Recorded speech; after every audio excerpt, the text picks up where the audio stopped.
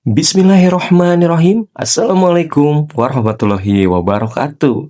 Hai sahabat semua, semoga kalian dalam keadaan sehat dan dilindungi Allah Subhanahu wa Ta'ala, dan dilancarkan juga segala urusan dan rezekinya. Amin. Oke teman-teman, di video kali ini saya akan mengajak kalian berkeliling di Galeri Rasulullah yang berada di Masjid Al-Jabar, Kota Bandung. Untuk lebih lengkapnya, simak video ini sampai akhir ya. Dan jangan lupa dukung channel ini dengan cara subscribe, bunyikan loncengnya agar mendapat notifikasi ketika saya upload video-video terbaru tentunya. Di galeri ini terdapat replika-replika tentang kisah Rasulullah di masa kelahiran hingga Rasulullah diangkat dalam perjalanan Isra Mi'rajnya ke langit. Oh iya teman-teman, habis dari ini kita akan melakukan perjalanan lagi ke Plaza Haji dan Umroh yang letaknya tidak jauh dari Masjid Al-Jabar. Di sana terdapat replika 1:10-nya atau 10% banding 100-nya ya. Jadi di sini komplit banget dari tahap demi tahap dijelasin di sana ya, karena ada guide-nya juga atau pemandunya juga di sana. Dan juga ada onta. Kalian bisa naik unta juga di sana ya. Oke, pokoknya pantengin terus video ini. Sehabis ini kita akan melakukan perjalanan haji ke sana beserta jemaah dan rombongan dari kota Cimahi. Oke, kita langsung aja simak perjalanan kita di Galeri Rasulullah di Masjid Al-Jabar, Kota Bandung. Kita masuk karena giliran kita sekarang.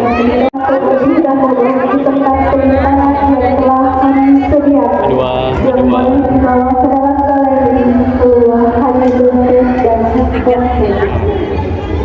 Yuk kita masuk di ruang tunggu. Nih ruang tunggunya. Sesungguhnya pada diri Rasulullah benar-benar ada suri tauladan yang baik bagimu, yaitu bagi orang yang mengharap rahmat Allah dan kedatangan hari kiamat serta yang banyak mengingat Allah. Quran Surah Al-Ahzab. Sini ada denah untuk peta lokasinya. Nah, seperti ini ya denahnya ya. Tuh ada apa aja. Pertama,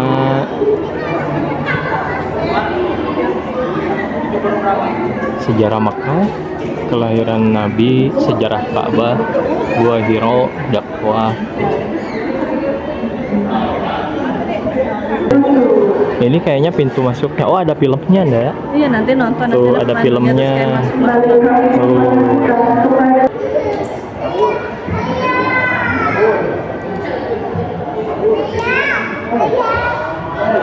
Yang masih membawa barang bawaan seperti tas kecil, tas besar, makanan kecil. Tuh sahabat, dari sini kita bisa noong ya, tuh dalam. Wah keren banget, masya Allah ya.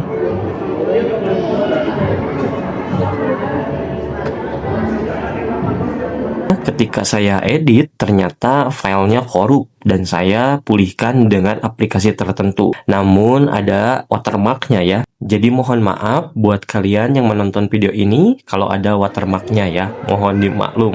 Oke, kita langsung aja simak perjalanan kita di Galeri Rasulullah Masjid Al-Jabar, Kota Bandung. Kita nunggu pintu dibuka sama petugas ya.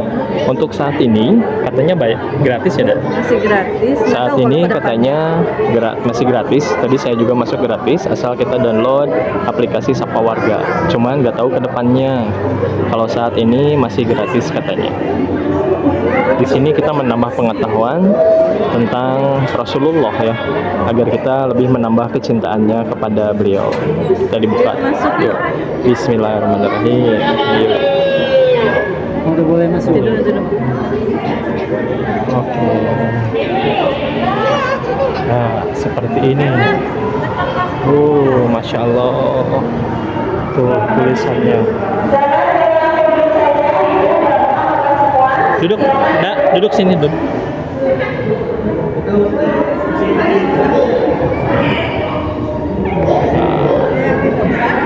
Seperti ini tuh. Di situ ada tulisannya Milad Nabi Muhammad SAW.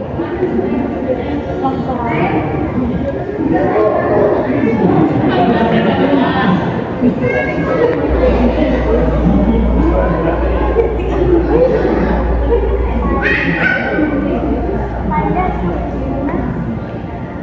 assalamualaikum warahmatullahi wabarakatuh. Waalaikumsalam warahmatullahi wabarakatuh. Selamat datang Ibu, Bapak, Kakak semua. Perkenalkan saya Pandu yang akan berbagi perjalanan Ibu, Bapak, dan Kakak semua sama kita berada di dalam galeri.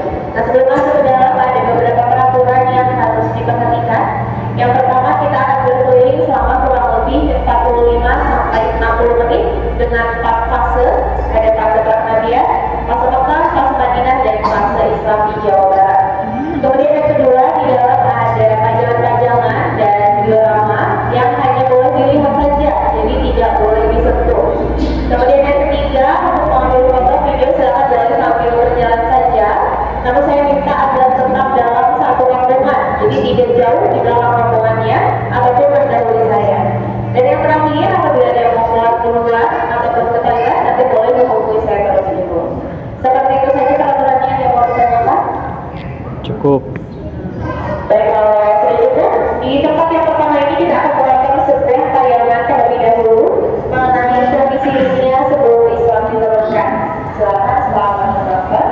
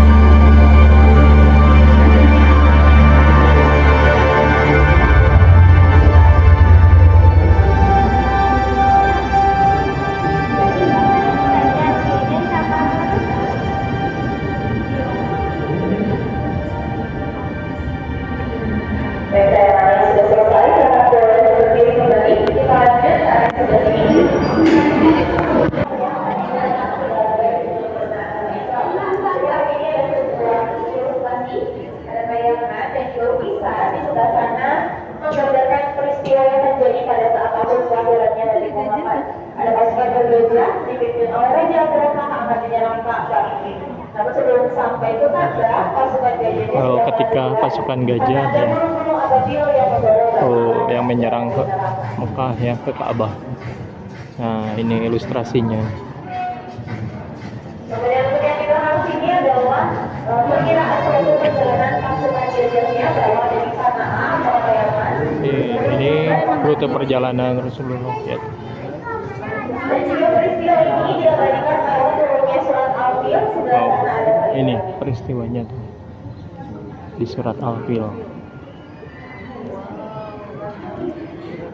Iya ada gajah. Ada gajah. Selanjutnya, sebelah sini kita memasuki tahap pertama, yaitu fase perkasian, menceritakan perjalanan Rasulullah hingga beliau ini mendapatkan waktu pertamanya. Kehadirannya Rasulullah memang sudah sangat ditunggu, karena akan menjadi rahmat bagi seluruh alam, sesuai yang dituliskan pada Quran surat Al-Anbiya ayat 107. Kemudian namanya juga jauh sebelum beliau lahir ini sudah tertulis pada kitab-kitab terdahulu, yaitu pada kitab Injil dan juga kitab Taurat.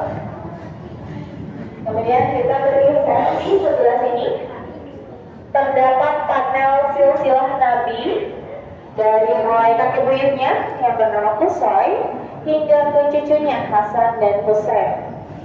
Kemudian di sini juga kita bisa melihat bahwa Rasulullah dengan sang istrinya Siti Khadijah itu masih dalam satu keturunan yang sama, yaitu keturunan dari Qusay.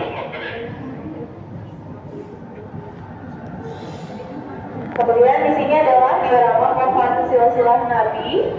Pada daun yang berwarna emas itu terdapat nama-nama 25 Nabi dan Rasul yang wajib kita ketahui dari mulai Nabi Adam hingga ke Nabi Muhammad, dan setiap catangnya itu menandakan garis keturunannya atau nasabnya.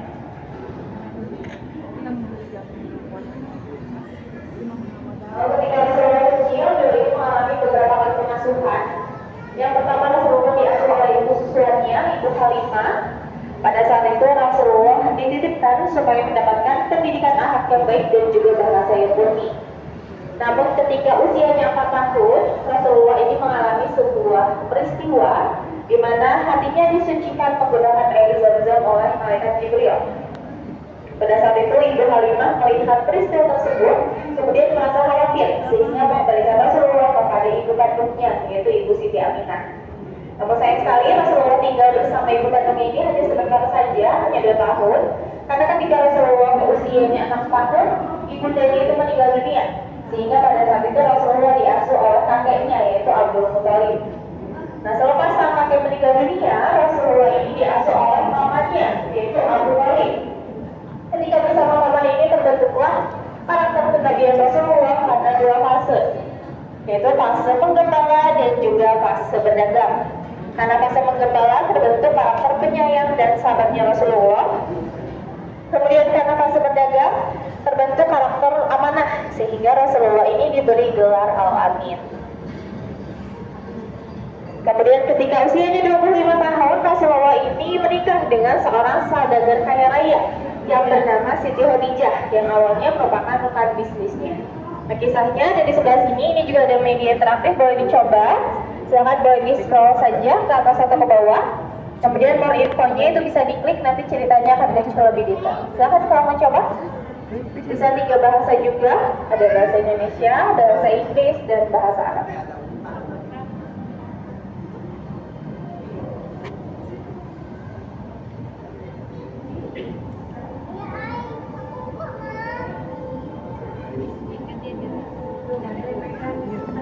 Dengan Rasulullah ini, Siti Khadijah memiliki 6 orang anak, yaitu ada Qasim, Zainab, Abdullah, Ruqayyah, Ummu Kalsum, dan juga Fatimah. Kemudian mas kawin atau mahar yang diberikan Rasulullah untuk Siti Khadijah cukup luar biasa, disebutkan sebanyak 20 ekor unta dan 12,4 ons emas atau setara dengan 2 miliar rupiah. Itu menunjukkan bahwa Rasulullah memang sudah sukses dalam berdagang. Namun meski demikian, Rasulullah bersama istrinya itu tetap hidup dalam kesederhanaan. Di sebelah sini adalah ilustrasi tempat tidurnya. Di situ ada ilustrasi pakaiannya, penutup kepala, dan juga alas kakinya, yang menggambarkan bahwa Rasulullah itu memang sederhana dan juga hartanya digunakan untuk jalan berdampak, bukan untuk bermewah. mewah-mewahan.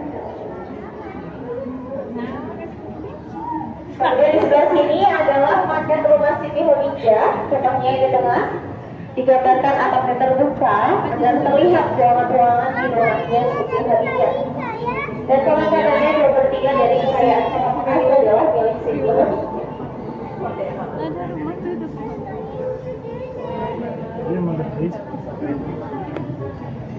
Bagian di bawah adalah ilustrasi terhadap rumahnya Rasulullah dan juga masih memperlihatkan kesederhanaan dari Rasulullah. Barang-barangnya hanya terbuat dari tanah liat dan juga batu saja. Tidak ada sesuatu yang mewah atau barang-barang terbuat dari emas maupun perak.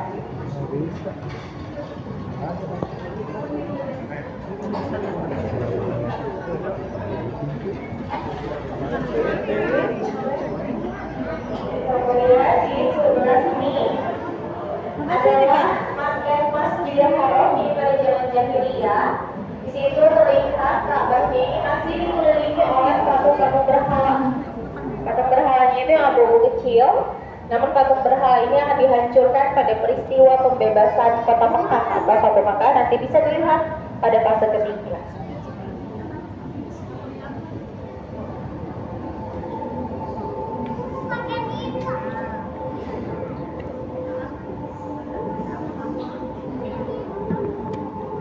Lalu di sebelah sini terdapat gambaran kondisi Ka'bah dari masa ke masa. Awalnya hanya tumpukan batuan saja ketika dibangun oleh Nabi Ibrahim. Kemudian di sebelahnya, di situ sudah dibangun Hijr Ismail. Lalu atasnya mulai ditutup, kemudian ditinggikan hingga membentuk Ka'bah yang sekarang ini sudah tertutup oleh kain kiswah. Kain kiswah adalah kain sutra berwarna hitam, kemudian dihias menggunakan benang emas. Dan kain kiswah ini akan diganti setiap 1 tahun sekali pada tanggal 9 Zulhijjah.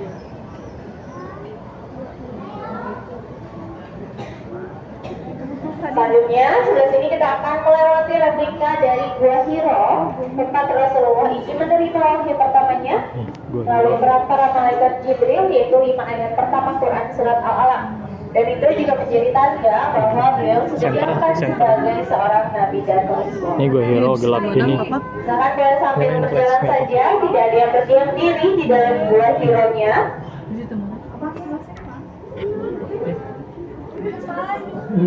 Ke situ tuh ada tulisan tuh. Nah, ini nih. Ini bawahnya tuh lantainya. Ini lantainya tuh batu-batuan. Oh.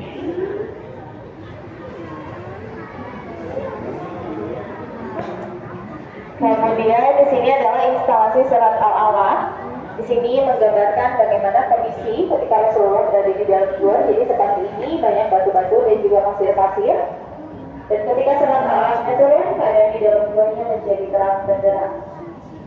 Ketika turun jadi terang benderang. Yang tadinya gelap seperti tadi barusan. Setelah menerima wahyu pertamanya, Rasulullah ini diperintahkan untuk berdakwah di kota Mekah. Dan kita memasuki fase kedua, fase Mekah, menceritakan perjalanan dakwah Rasulullah selama kurang lebih 14 tahun. Silakan boleh ke sebelah sini dulu. Ini adalah area dakwah sembunyi-sembunyi. Pada awalnya Rasulullah ini berdakwahnya secara sembunyi terlebih dahulu. Dakwahnya sembunyi-sembunyi. Ini seperti ini nih. Nih. Ini replikanya ya. Gunung Hino, Ka'bah, bukit apa itu? Dan dari dakwah sembunyi ini muncullah 10 orang pertama yang memeluk agama Islam, atau bisa juga disebut dengan Ashabul Awwalun. Untuk nama-namanya di pada ujung sebelah kiri, Ashabul Awwalun, sama kalau kita dulu. Dan juga ini nih 10 orang yang menjadi ini apa? Pengikut ya Rasulullah yang awal.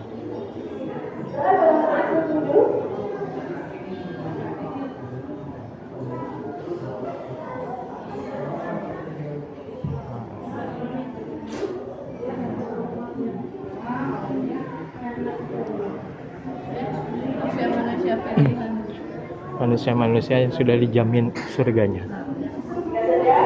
Insya Allah. Insya Allah. Yuk maju lagi, sana lagi.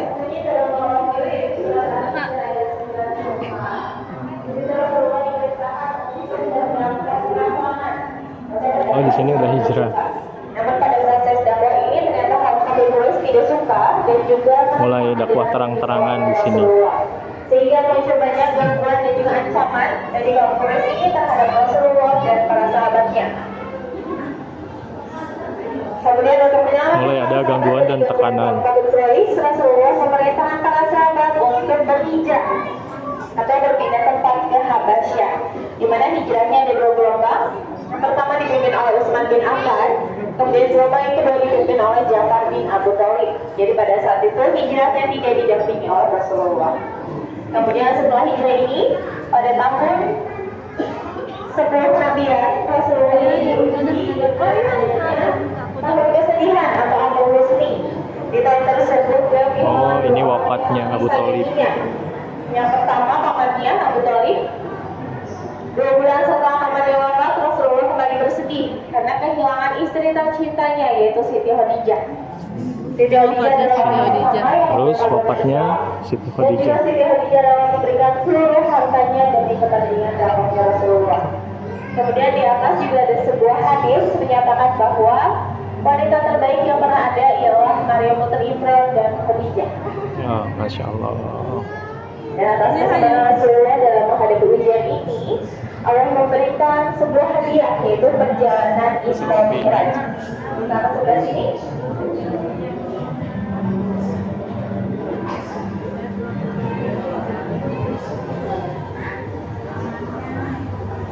Sebelah sini, di atas sini kita akan menonton ilustrasi dari Isra Mi'raj.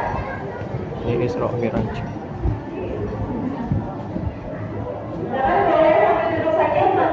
Oh, hijrah ke Madinah. Silakan televisi dulu dari sana depan.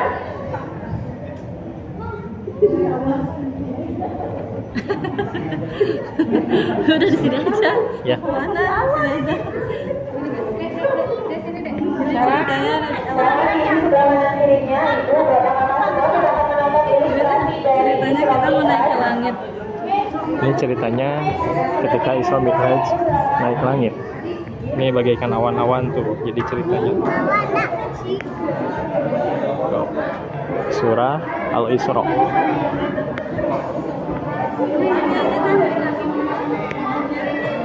Kita mau naik ke langit.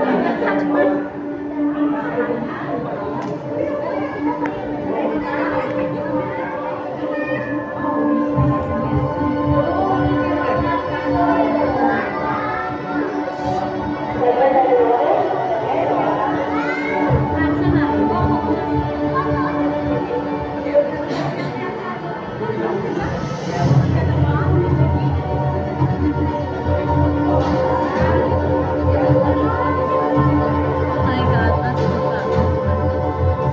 Rasulullah dan malaikat Jibrilnya itu naik buruk ceritanya.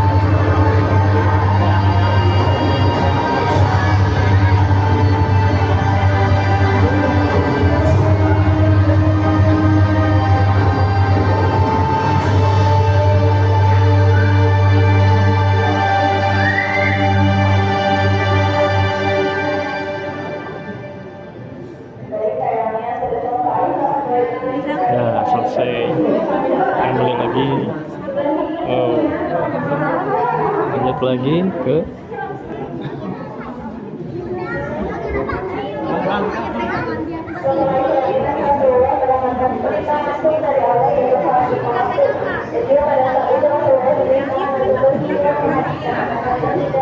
Hijrah ke Madinah. ini hijrahnya, cerita hijrahnya ya, dalam bahasa Arab, Inggris, dan juga Indonesia. Nah,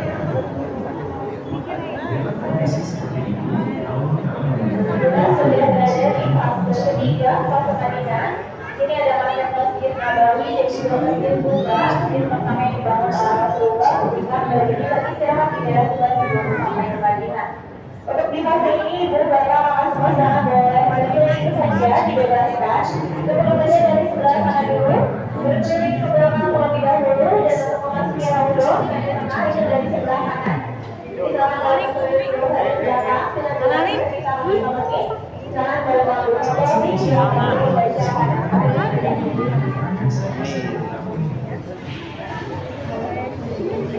ini keterangannya persaudaraan Muhajirin dan Ansor.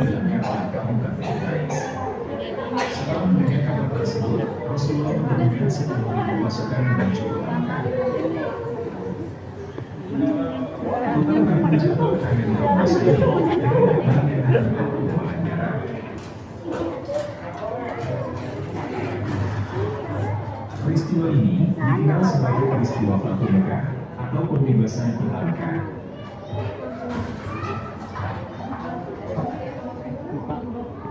Di tahun ke-10 Hijriah, Rasulullah mengajak 120.000 jemaahnya untuk melakukan haji perpisahan yang juga merupakan haji pertama dan terakhir yang beliau tunaikan, yang disebut sebagai haji wada. Proses perang Badar.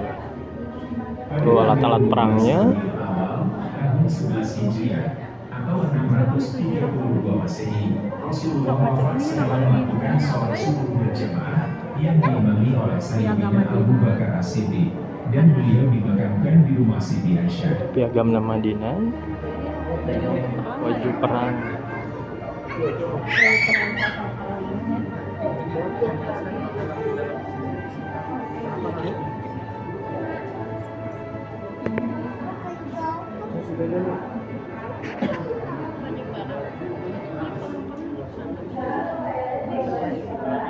Sebelum sampai di kota Madinah, Rasulullah singgah terlebih dahulu di daerah yang bernama Kuba dan membangun masjid pertamanya, yaitu Masjid Kuba.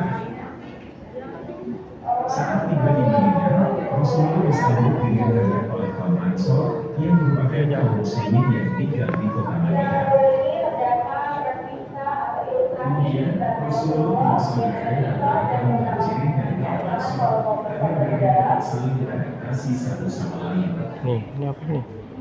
Tidak hanya itu, Busur panah, pedang, Replika pedang. replika pedang.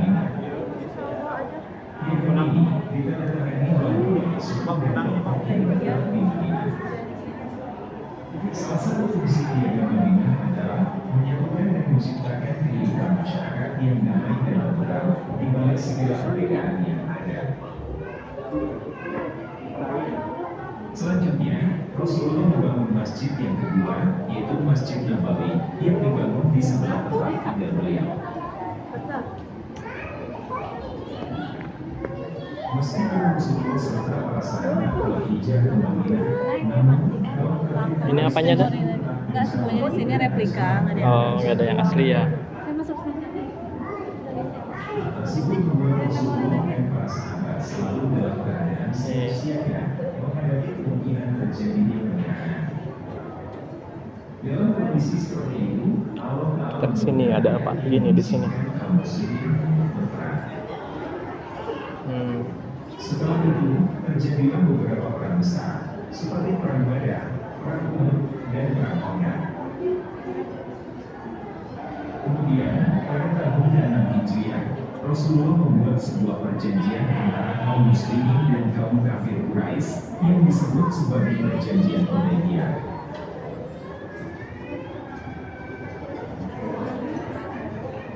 Salah satu isinya adalah kesepakatan untuk tidak melakukan Cuma surat-surat ya, Kisra tuh, surat yang menyerukan untuk memeluk agama Islam ya, menyerukan syahadat pada para raja-raja di Jazirah Arab ya. Kota Mekah pun jatuh ke tangan kaum muslimin dengan damai dan tanpa perubahan darah. Peristiwa ini dikenal sebagai peristiwa Fatu Mekah atau 1, 2, pembebasan 3. Kota Mekah. 1, 2. Oh, udah. Di tahun ke-10 Hijriah, Rasulullah mengajak 120.000 jemaahnya untuk melakukan haji perpisahan yang juga merupakan Oh, ini teh Ini apa ini dah? Hah? mimbarnya kayak Oh, mimbar Rasulullah gitu. Nah, kesini ya, mimbar ketika Rasulullah. Nah, seperti ini. Udah sepertinya seperti itu aja. Udah beres. Nah, ini kesini. Ini Haji Wada, ini keterangannya nih. Jangan boleh ditunggu dulu, Ibu Bapak masih ada satu fase lagi. Nah, ini untuk pas berikutnya. Ada apa di sini? Ini adalah yang paling mantap. Persebaran Islam ke dunia. Dunia itu digenggam 2/3 dunia digenggam sama Islam dulu ya. Sebelum sekarang yang dalam hadis disebutkan Islam itu banyak bagaikan buih di lautan. Meskipun banyak tapi tidak disegani ya. Karena Allah cabut rasa takut para musuh kepada kaum muslimin ya. Karena kecintaannya terhadap dunia. Untuk yang di bawah sini adalah visualisasi mengenai persebaran Islam. Kemudian yang di panel sini adalah persebaran Islam ke dunia dengan jalur perdagangan. Ada 3 jalur, yaitu jalur sutra, kayu manis, dan juga rempah-rempah. Setelah tersebar ke dunia, Islam masuk ke Indonesia dengan 4 cara. Ada cara perdagangan, Masuknya Islam di Indonesia. akulturasi budaya atau pencampuran budaya. Kemudian di fase yang terakhir kita akan membahas mengenai sejarah Islam ke Jawa Barat, di mana masuknya Islam ke Jawa Barat itu pertama dari Cirebon dulu dengan jalur perdagangan. Kemudian dari Cirebon, Ciamis, Majalengka hingga ke Banten. Pergerakan Islam tersebarnya melalui jalur pernikahan. Selanjutnya, sebelah sini kita memasuki replika gerbang Cirebon. Yang merupakan simbol bahwa Islam sudah memasuki wilayah Jawa Barat. Nah, ini memasuki wilayah Jawa Barat. Agama Islam mulai masuk Jawa Barat. Nih, Banten. Kemudian kita Islam di ini Banten. adalah naskah kuno pedoman hidup masyarakat Sunda sebelum adanya Islam. Namanya adalah Sakyang Siksahanda Karesian. Berisi aturan Motorola bagaimana kita harus bersikap kepada sesama, kepada alam juga kepada Sang Pencipta. Dan ini masih mengacu kepada agama Hindu. Lalu di sebelah sini ada persebaran Islam melalui jalur pendidikan. Ada pesantren-pesantren tertua di Jawa Barat. Ada di Karawang, Cirebon, Garut, Cianjur, dan Sumedang. Untuk pesantren yang masih ada yang 3 di belakang ini, yang 3 di depan tadi sudah tidak.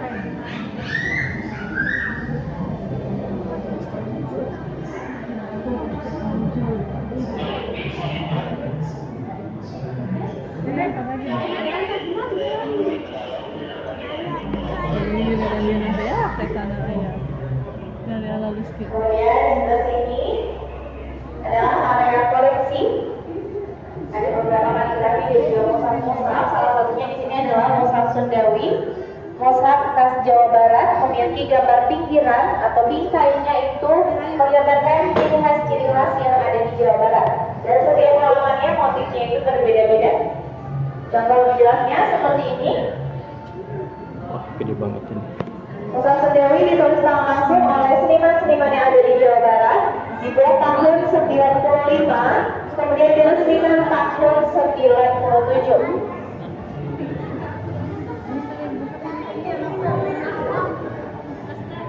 Ini teh sampulnya. Di kotak sini adalah tempat penyimpanannya. Tempat Jadi penyimpanan. disimpannya per lembar. Satu kotak ini berisi 10 laci dan setiap lacinya hanya berisi 1 juz saja. Oh, satu. Untuk yang aslinya ada di Pusdai Bandung. Di sini hanya replikanya saja. Oh, Pusdai Bandung.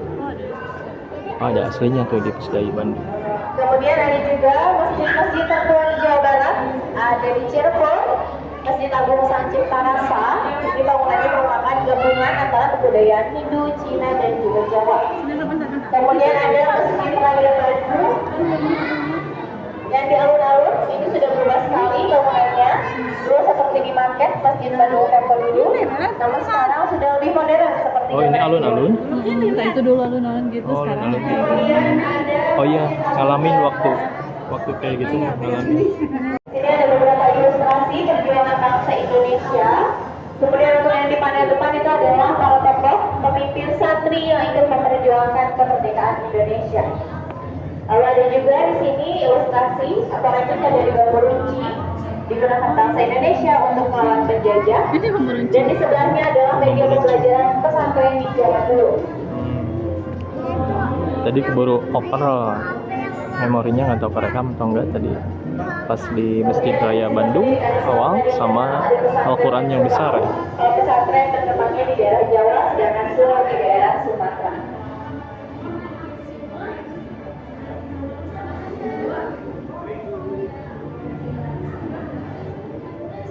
Untuk perguruan tinggi Islam yang pertama dibangun ada Unisba.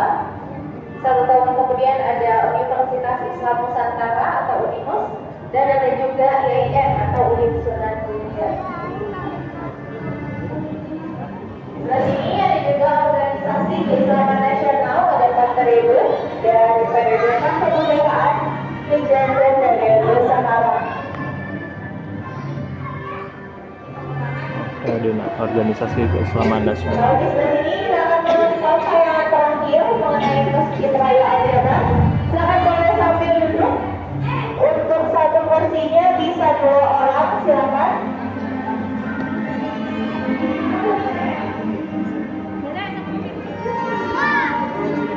Belakangnya berdiri berapa? Ya. Garis, lengkung, ruang dan kolumna yang mulanya bersifat abstrak bisa jadi harmoni kalau dikombinasikan. Ada persegi, limas, segitiga, lingkaran, itu menunjukkan hal dengan bentuk geometri.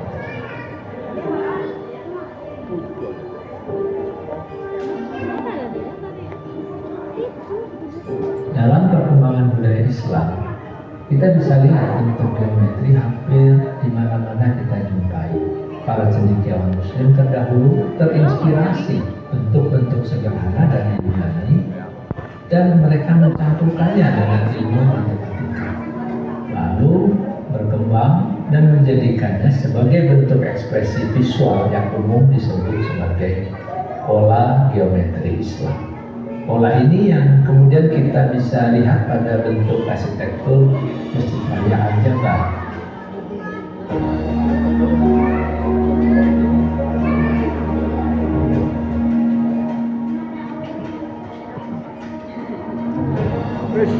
Masjid Al-Jabar adalah masjid yang inspirasinya datang dari rumus matematika. Kebetulan saya yang mendesain sendiri karena takdir Allahnya. Jadi itu ada bentuk yang berulang. Akhirnya membentuk sebuah bangunan dengan ukuran 100 meter kali 100 meter, dikelilingi alun-alun kecil, berada di danau retensi sebagai pengendali banjir, sehingga konsep Masjid Agung Al-Jabar ini dikategorikan seolah-olah masjid terapung yang berada di dalam.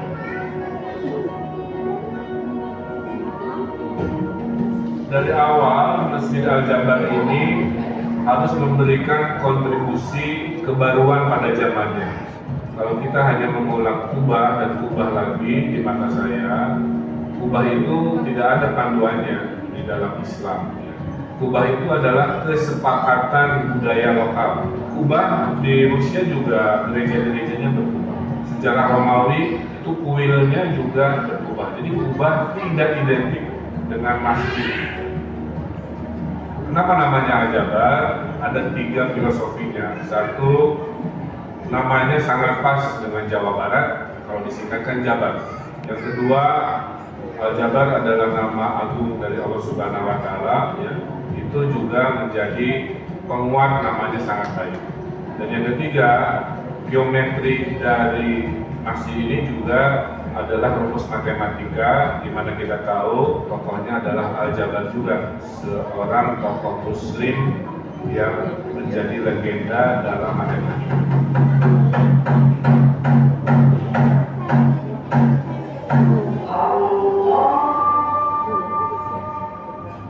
Baik, tayangannya sudah selesai. Kita lanjutkan menuju satu rangkaian terakhir. Kita akan mulai melalui gerbang banten.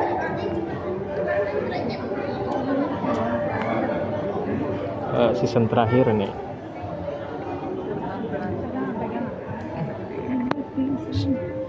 Bentar.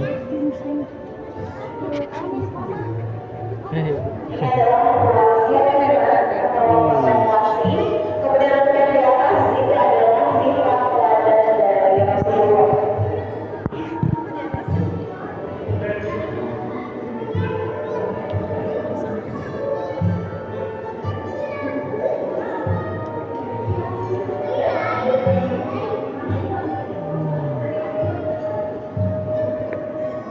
Sifat-sifat Rasulullah ya, rendah hati.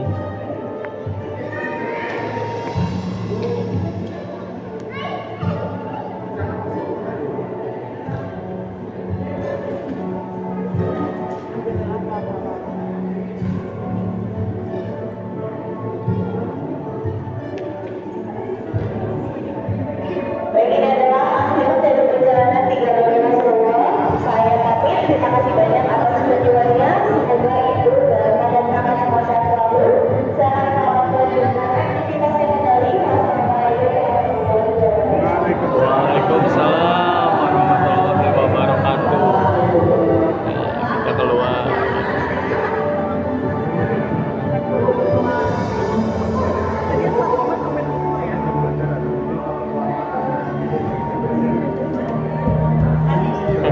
Terima kasih teh. Ya, udah beres.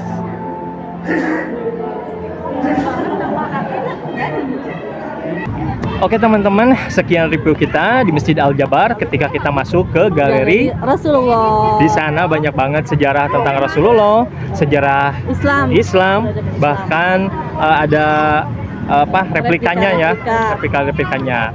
Dan wajib cobalah pokoknya mah, datang aja ke sini, pembayarannya gratis, tiketnya cuman cukup download Sapa Warga. Ya. Namun kedepannya nggak tahu nih apakah itu berbayar atau tidak. Dan setelah ini kita akan review kemana dak? Ke Plaza Haji Al-Qasbah Plaza bersama Haji Majelis Taklim Darul Ulum Darul dari Ulum, Cimahi. dari kota Cimahi. Jadi lihat video kita selanjutnya. Jangan lupa dukung channel ini dengan cara subscribe dan bunyikan loncengnya untuk mendapat notifikasi ketika kita upload video-video terbaru. Oke, sampai jumpa di video kita selanjutnya. Bye bye. Wassalamualaikum warahmatullahi wabarakatuh. Dadah. Dadah.